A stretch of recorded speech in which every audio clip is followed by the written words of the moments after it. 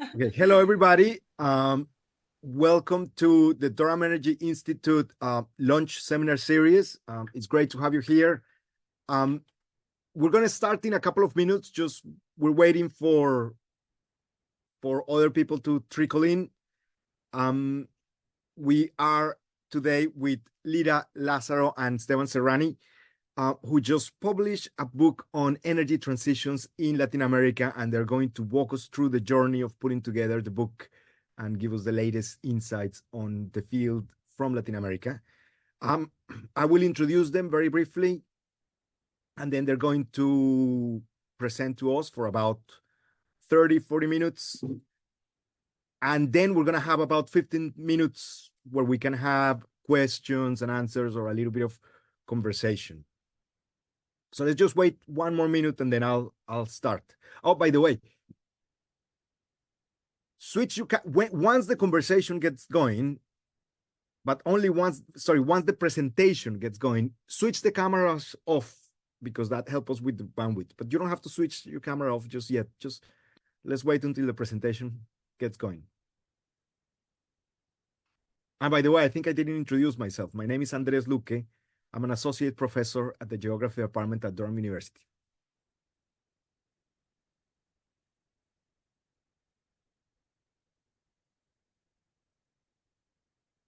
Okay, so we have about 15 people in the room, so let's start. Well, welcome to the launch series of the Durham Energy Institute.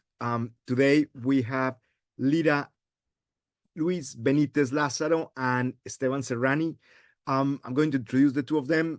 Lira, we know her quite well here at the Durham Energy Institute because she's been a visiting researcher in the past, along with anthropology, which speaks to the social science approach that Lira uses.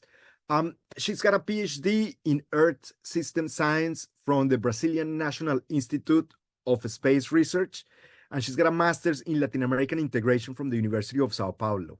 And currently, she's a research collaborator at the Sao Paulo Center for Energy Transition Studies.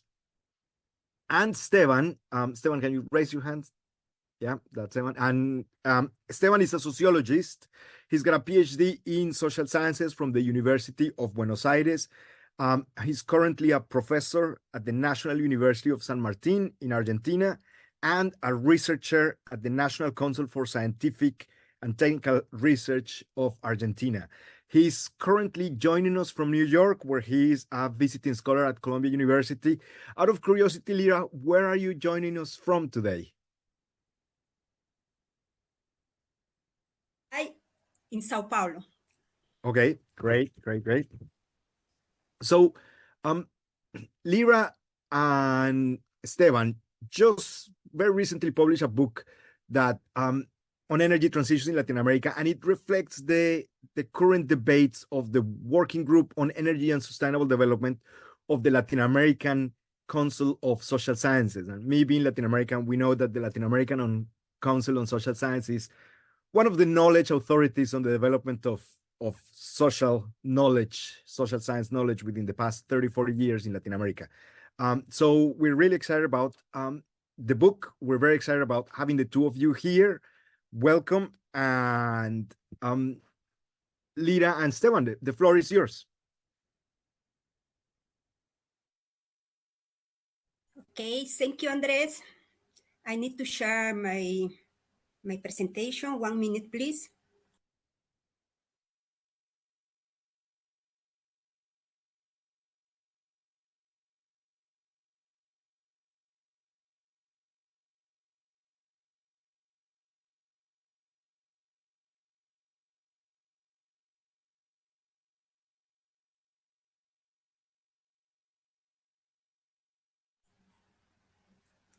Okay, it's okay? It's okay, but maybe if you put the slideshow mode within PowerPoint, exactly there. Okay. Thank you. Thank you, Andre, again, for giving us this opportunity to present our book.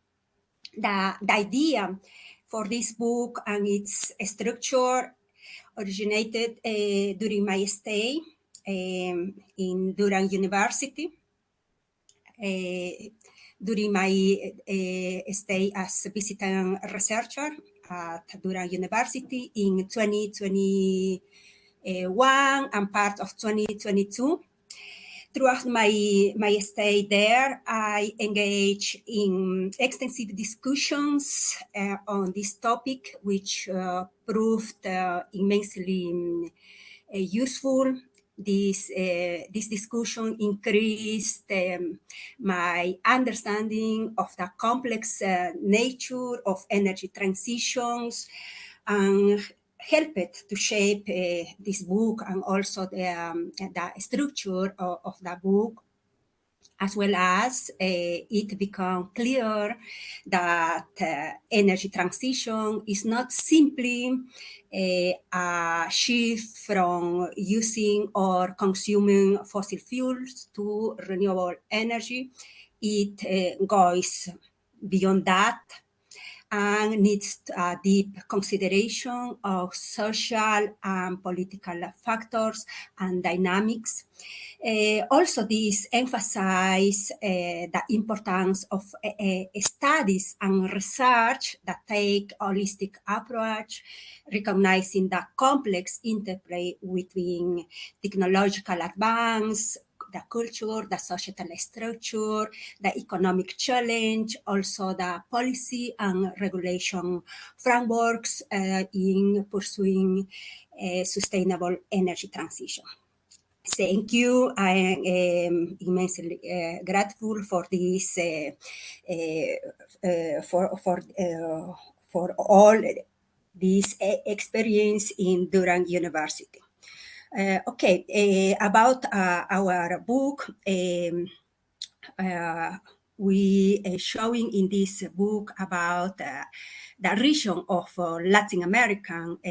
Latin America is the rich region in natural resource for renewable energies and plays a key role in driving energy transition and shaping the region's sustainable development paths. The energy, the electricity, in special the electricity mix in Latin America is diverse, and different countries is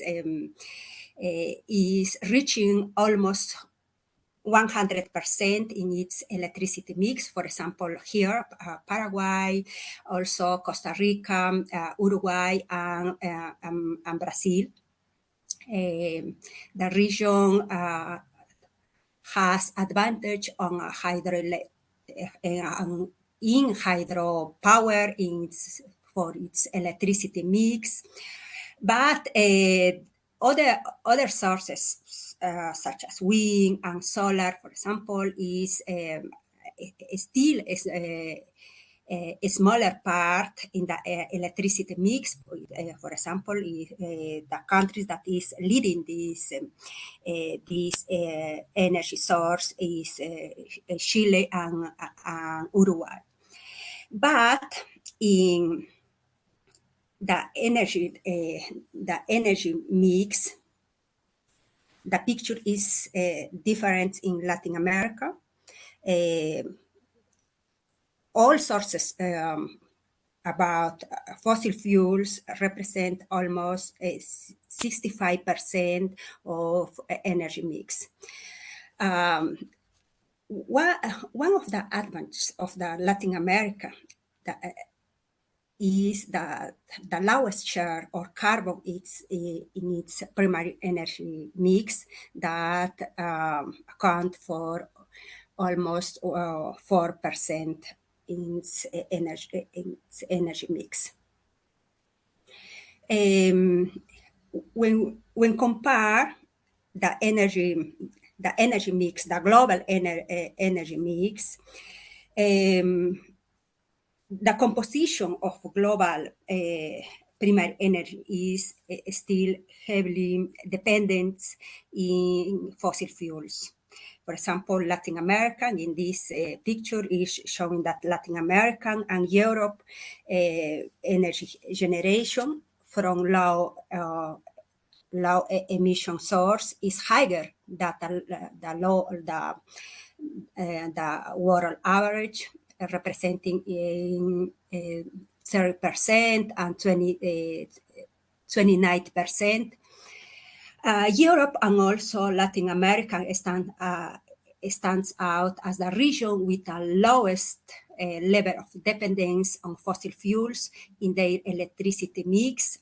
Also accounting in this picture, accounting for 65% and 59% from low carbon. Our book identify several barriers in energy transition in Latin America. One of these barriers is technological dependence. Latin American countries often depends on technology imported from other countries, and this dependence make the region vulnerable to supply chain, that disruption, that technological dependence, and intellectual property issues. The other barriers that our book identified was the dependence on fossil fuels, income of some countries in Latin America, for example, Mexico, Ecuador, also Brazil depends heavily on revenues generated from the extraction of the exportation of fossil fuels. Other barriers that our book identified was the impact of climatic events on energy generation, in special, for example, the water scarcity to hydropower generation was impacted, and several countries in Latin America is experiencing this water scarcity. The other barrier that our book identified is the significant disparity in energy access in some countries, especially, for example, in the Central America. This is the case of Guatemala with more than 22% of the population lack access to electricity. Also Nicaragua, El Salvador, Honduras, with lacking access to electricity. Also in this disparity in energy access also is in Brazil. Also, Brazil is the major producer and consumer of electricity in Latin America. Also is the country that government discourse and the narratives from the government is that Brazil reached almost 100% of electricity access, but when analyze the region disparity, we identify that there are communities, in especially this part of the north of the country. There are several population of communities without access of energy. Okay, this is my short presentation about Latin America energy transition, also emphasizing the barriers and the challenge to future studies. Thank you. Now I pass to Esteban presentation.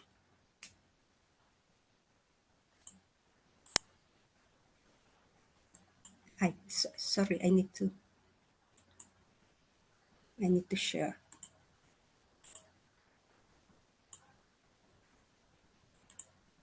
Esteban, with you. Thank you, Lira. Thank you all the team in Durham University. Good morning for some of us. Good evening for others that are in other part of the world. So just to continue with the excellent presentation of Lira about the structure of the energy system in Latin America and all the barriers that we identify to write this book. So why we wrote this book? We understand that we need to add a perspective from the Latin American countries into the global discussion about the energy transition process around the world.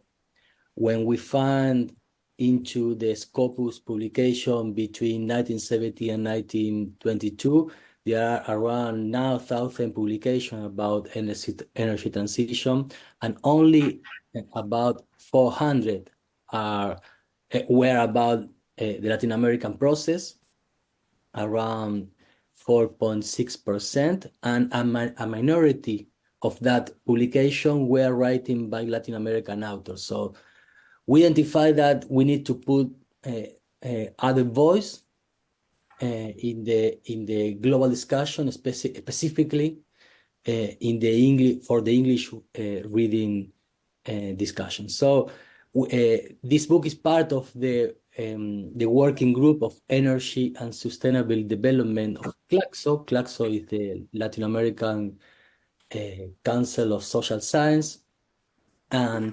we are a network of universities and research institute. This working group is confirmed from 19 researchers from 30 different countries, and we include some critical reflection on the green economy and just energy transition from and for Latin America. Next, please, Lira. And we all know about the context or the global context of this book when Lira was in the north, in the university, and we were in the south. This book was writing in this global context, right? The climate crisis, the energy, the European energy crisis, and the invasion of Russia from Ukraine. The economic protectionism were back in the green economy, the Inflation Reduction Act in the United States, the industrial policy, in Europe, the Made in China 2025 in Asia. So where was Latin America in that global discussion? So this is the context of the book, and we try to understand the position of Latin America in all these global processes of transformation. Next, please. So the focus of the book is, this book is about energy policy and sustainable development. We generate a dialogue with a long-standing tradition of the political ecology and the economy of ecology and climate policy in the global scenario, but specifically in Latin American country, but it's a book about energy policy. It includes 34 researchers from Latin American university, and it includes some regional analysis and sub-regional analysis and 10 national cases of energy transition in the region. Okay, Lira is gone. Esteban? Yes. Okay. Sergio, pusimos my internet. So sorry. No One problem. minute, please. Yep.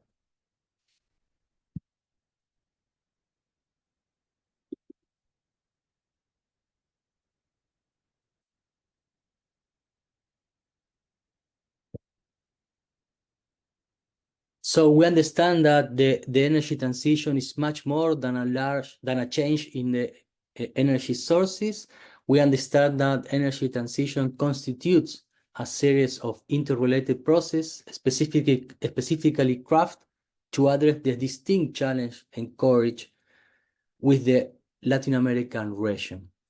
Next, please.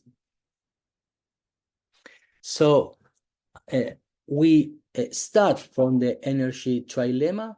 We all know about that: security, energy security, energy equity, and environmental sustainability. But we understand that it is too limited to think about the challenge that we encourage in Latin America. So we understand that energy transition in Latin America must incorporate energy trilemma analysis into the more general framework of our specific problems, such as the long-term economic growth, the high participation of raw minerals in its export structure, and the sacrifice zone that are organized around these activities, the high rates of informality in the market labor that implies low salaries and a social structure marked by inequality in the distribution of income and access to public goods. So this is a general framework that is in the back of the analysis of the energy transition for the next 2 decades. Next, please. So we identify 4 different parts in the book that these 4 different parts respond to 4 different research problems that we try to put some ideas, some new ideas, to try to understand that. The first one is the first part of the book is energy, climate change, and sustainability models, energy mix, and national decarbonization plans. We analyze the geopolitical relationship and how Latin America fits into them, particularly in the discussion between the developed countries and Asia, specifically China. And when we analyze the Latin American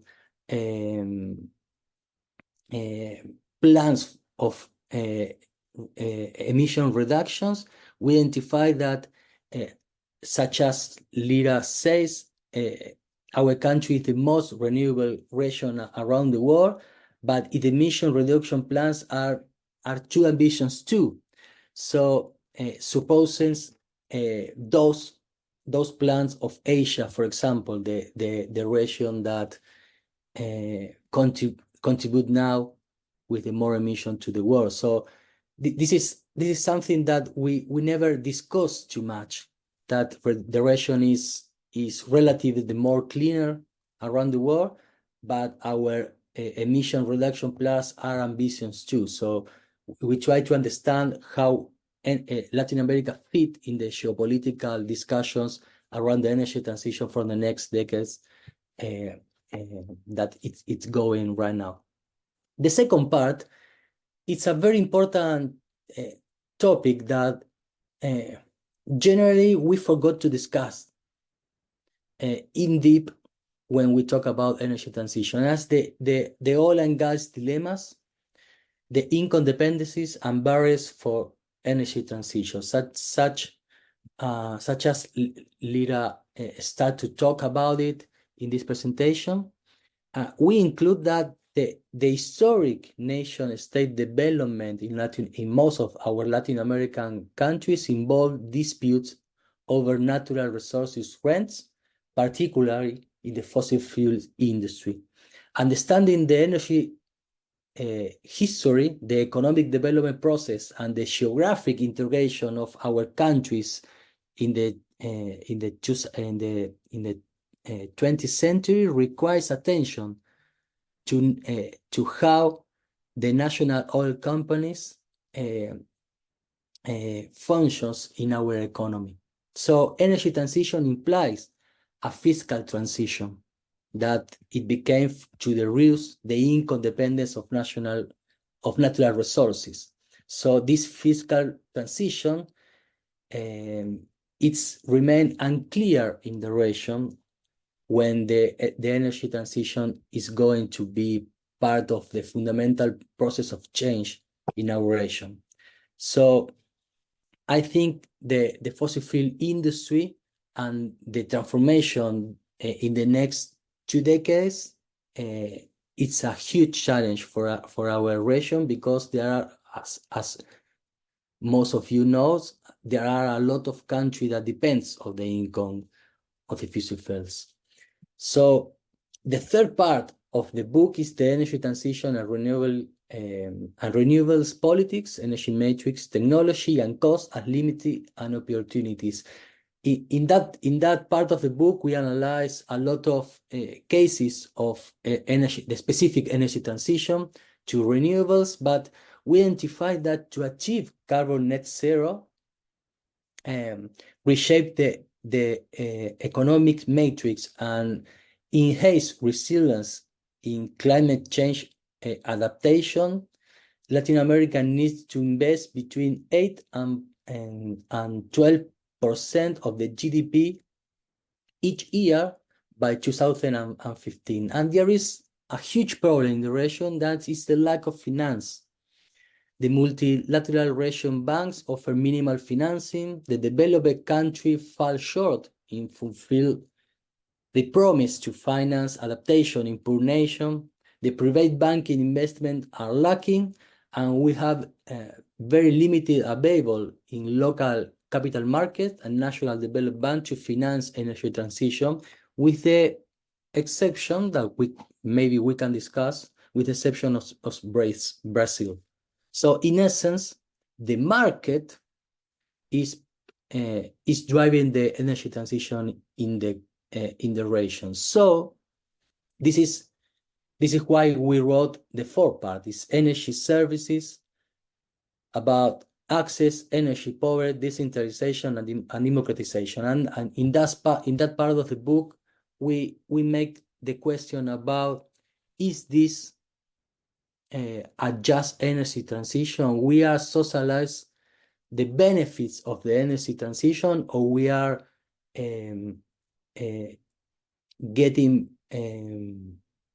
we are increasing the gap between rich and poor in the benefits of the energy transition. Next, please, and last. So we identify an energy transition agenda for development sustainability in Latin America for the next years. So we need to rebalance the energy trilemma according to the region's specific problems. We need to rethink the financing topic that limits the energy transition in the region. We need to understand the importance of industrial policy to overcome technological dependence as a very important thing, was a very important topic to the next 2 decades. And we need to ensure a fair distribution of the benefits of the energy transition in the region. So thank you. And if you have questions, we are very happy to listen to them. Thank you very much, Lira and Esteban. Lira, maybe if you stop sharing the screen, great. Actually, yes, perfect. So we have a few minutes for questions or for conversation. So I would like to open it to the public to see if anybody would like to ask a question. Feel free also to put your questions in the chat if you want to, or switch your camera on or not, and just let us know your questions.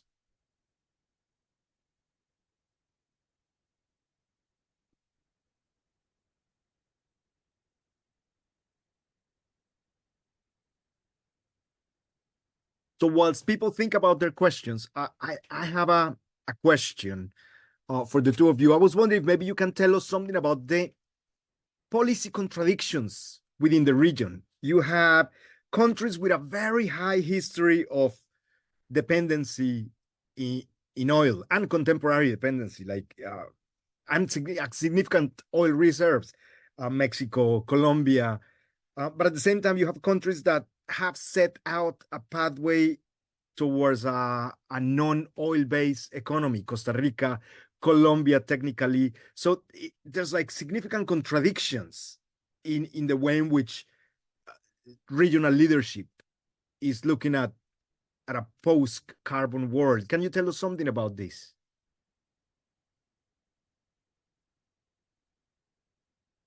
Okay, good question, Andres. It's possible this dependence in fossil fuel and also in natural resource extraction and explorations and exportations of also for fossil fuels and also these natural resources such as lithium, for example, is one of the dilemmas in energy transition for some countries, for example, Mexico, you said, Colombia, also Ecuador, also Brazil, because the government also the energy policy is centered in fossil fuel policies, and also is a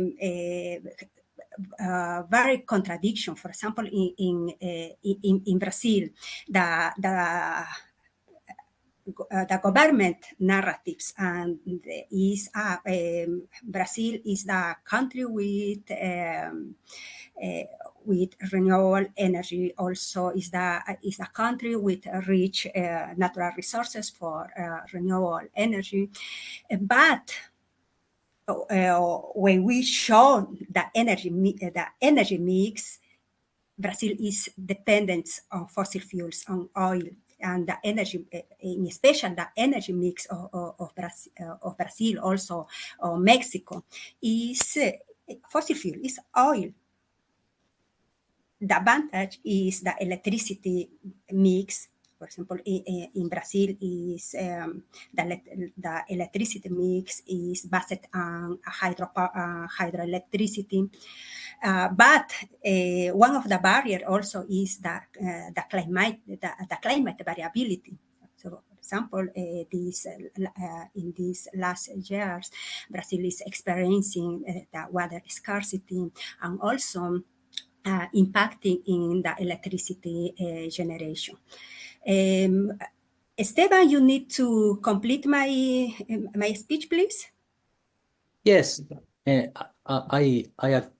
agree with Lira that's why we include in the book that it's a dilemma, because it's not only the energy transition, it's include the fiscal transition of the energy transition. So because it's not clear, or it's unclear right now, how the countries that depends on the income of fossil fuel will replace that income.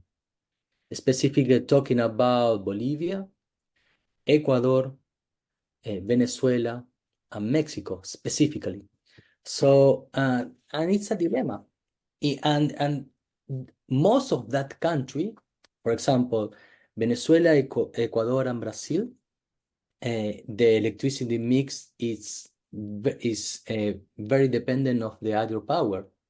That's most of that investment were done in the 70s, in the 60s and 70s, and Ecuador is more recently. Mexico and Bolivia are other two countries that depends of the fossil fuels income. The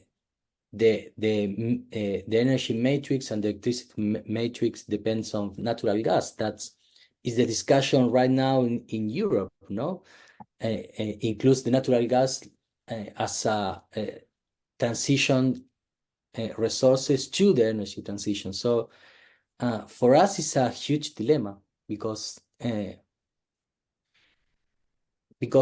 what we see in the future is a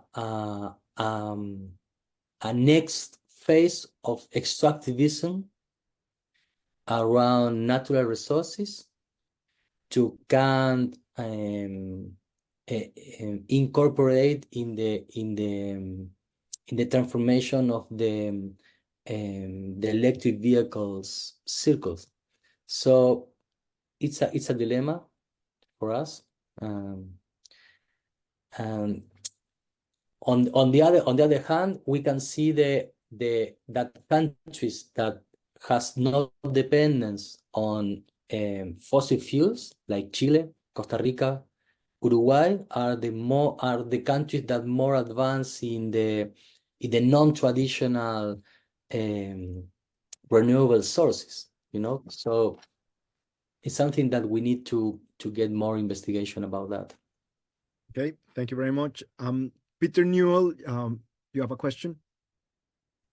Yeah, thanks very much for the presentation. That was really fascinating, really useful, and look forward to reading the book very much.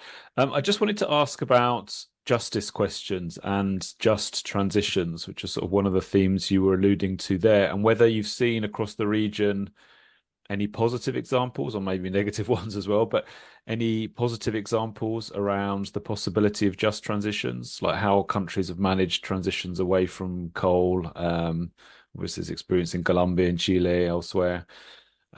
Just anything you've picked up, like across the different case studies in the book, that points to positive practice about the possibility of just transitions, or is it all negative stories about the costs of adjustment and the challenges of economic diversification and protecting jobs?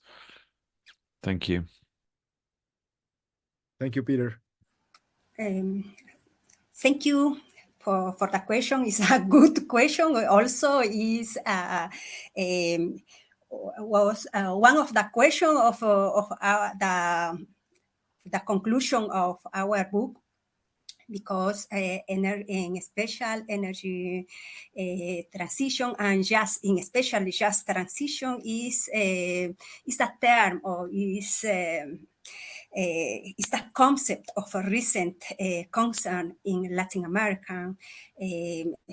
Many countries and energy policies doesn't consider this term of just transition, and it's possible we need to study more about just transition to identify what different governments from Latin American countries is understand about just transition. For example, in Brazil in 2022, launched a program for just transitions in carbon factors in the south of Brazil. From this program for just transitions that is promote the carbon extraction, the discussion in Brazil is, but what's the understand of government? Okay, is in this time of the climate crisis, the need to transit, that needs to transform our energy systems for renewable energy.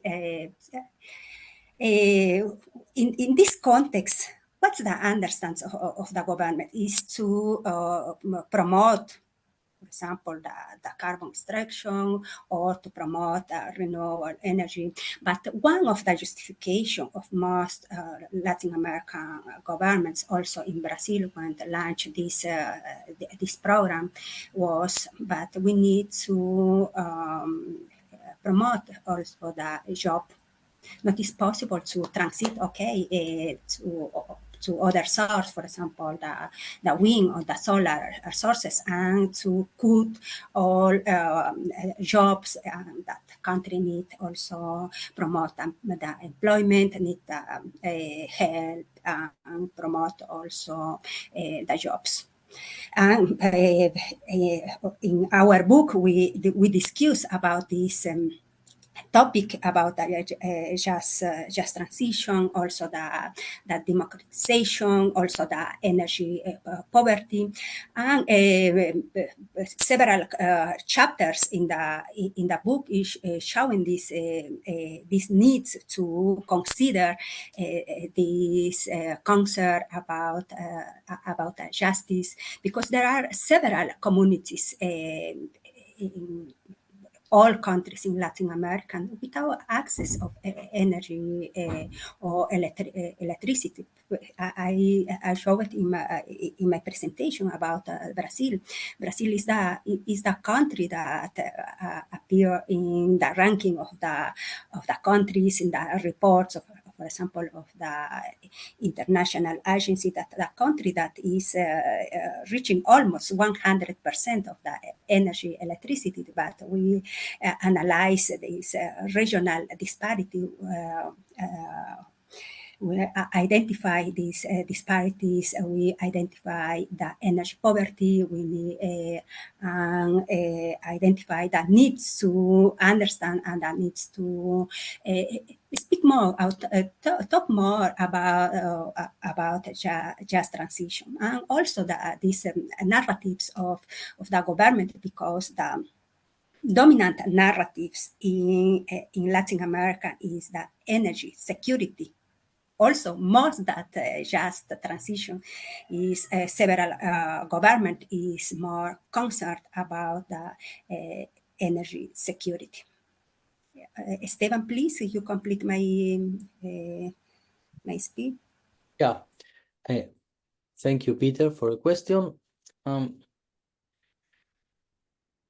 I want to say two different things. That some experience of just transition, or in the book we discuss the concept of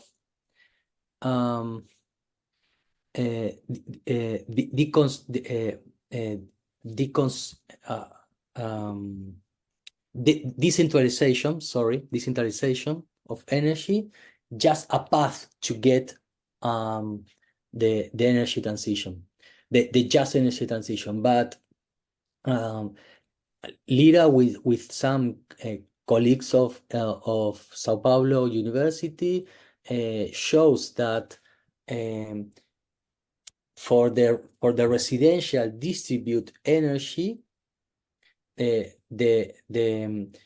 which user can pay $5,000 for a residential system to include distribute energy. And they show in a very good paper that I recommend, besides our book, of course, and with some mapping, that the distribute energy system, the residential distribute energy system in Sao Paulo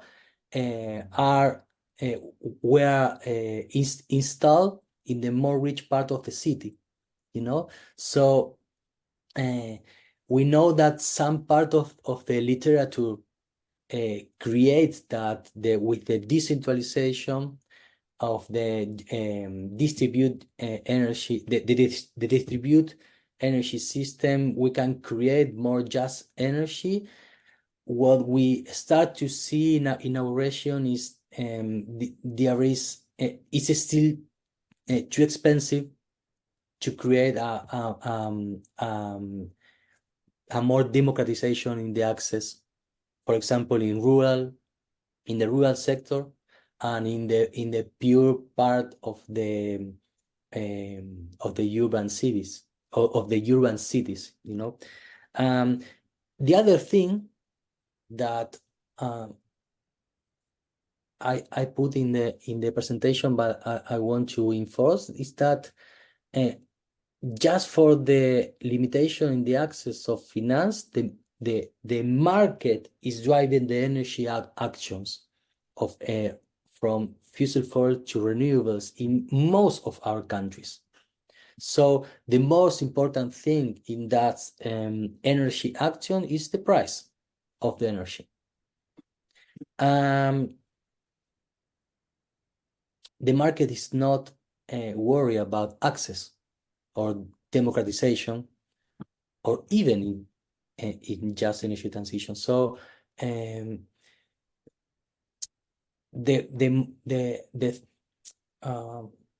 some experience of just transition is the resistance in the territories, the resistance in the local communities that are fighting for this market point of view with energy transition.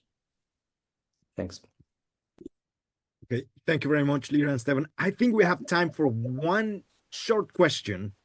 Okay, can I complete about Esteban presentation about this paper that we published? Yes, we map in Sao Paulo city about solar panel, about solar expansion in Sao Paulo. And we the correlation with the solar expansion, the solar panel expansion in the city with socioeconomic data, and we identify that the districts, the richer districts, has more solar panel installation that the districts that Black people, and from this map, this mapping from Sao Paulo, we discuss the energy justice concept, because also we our discussion was in terms of energy for what and energy for whom. Also, we discuss in this paper about solar energy is for rich people or is for poor people also, because our study is clear and is showing that this technological advance, such as solar panels, is for people that is living in rich districts, that, for example, the poor districts that majority lives black people, and also in all Latin American countries, this topic about justice, poverty is very interesting topic. Also, we are working in the next book about energy poverty, justice, and gender in Latin America. Okay, thank you very much. We have a question in the chat. So from Reto Bertoni, and it's a question that asks whether, based on the findings of the book, whether it would be a possibility that Latin America can reduce technological dependence to face a just energy transition. So I guess the tension between technological dependence and energy justice in the context of a transition.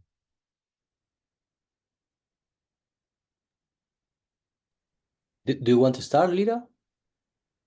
Or do you want I start? Okay. No problem, Esteban. You can speak, please. Yeah. I think this is a very important question about the huge challenge from our region, because three different things. The first one is protectionism is back in the global north. No, we the geopolitical discussion around the world between Europe, United States against Asia, specifically China, contribute that a huge industrial policy in the global north. No, I'm here in United States trying to understand the Inflation Reduction Act, and that it's a bipartisan bill.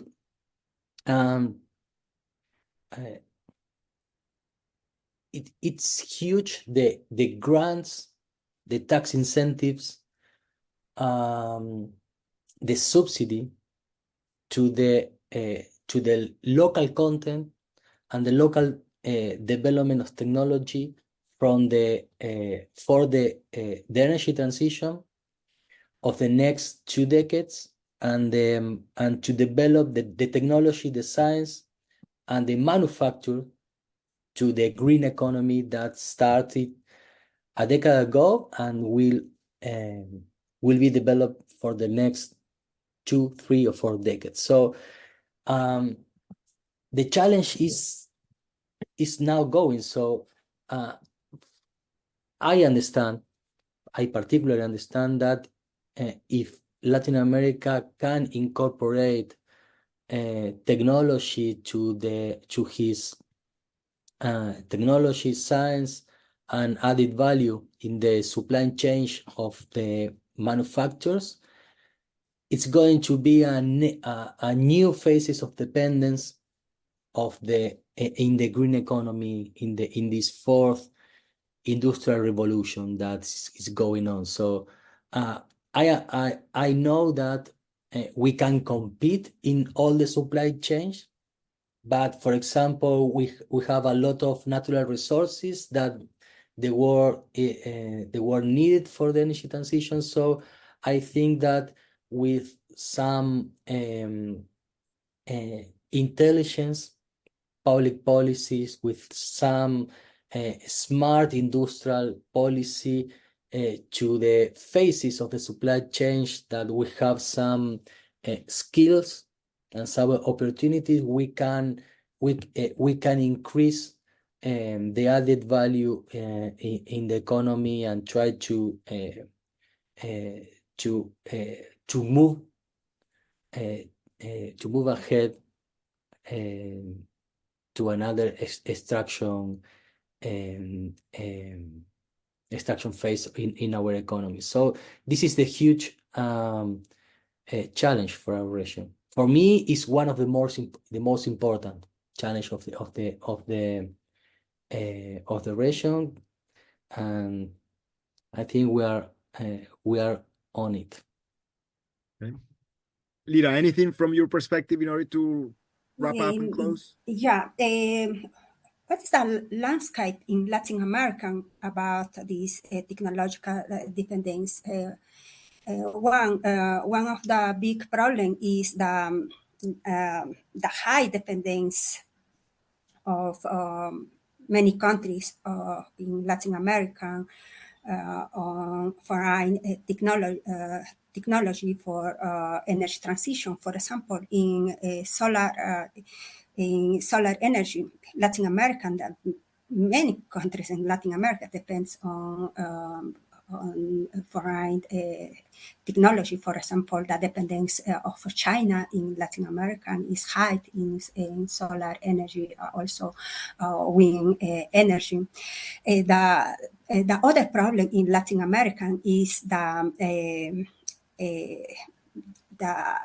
little investment of government in research center, for example, in knowledge. The other problem is the dependence on foreign investment for renewable energies. It's clear also in our book, there are a chapter that is a discussion about this dependence, for example, the Latin American dependence on China, from Europe countries to technology. All the first part of the book is discussion about this dependence. First, technological dependence. Only Brazil was a success case in biofuels technology. But this investment is from the 1970s, during the first oil crisis. The Brazilian government invested in creating research centers, in creating centers in several universities to improve the biofuels, the biofuels, in special from sugar cane, but not is the same, not is the same spirit with this modern renewable energy. For example, is a little this promotion, for example, in innovation or in research for other. For other resources, such as, for example, the hydrogen, the solar, or the wind. It's possible we need to also to discuss, also to communicate, also from academia to talk about this dependence that our countries need. Is possible. Work together. We are discussing in our group from Claxon about the need of the regional integration to help our countries in this research, also in the creation of the innovation centers, also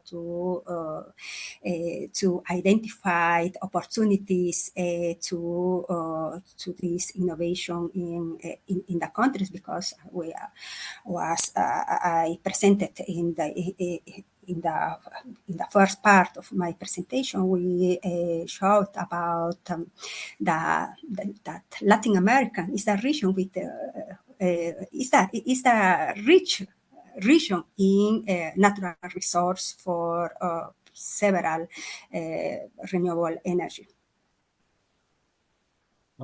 Lira, thank you very much. It's 2, so we actually had a very good discussion. It was really interesting to see the multiple contradictions in the energy transition landscape of Latin America. I think we managed to discuss quite a few of those contradictions, but I'm sure that there'll be many others that are highlighted within the book. Thank you very much, Lira, and thank you very much, Esteban. Hopefully we'll stay in touch, and thank you everybody for participating within this Durham Energy Institute seminar series.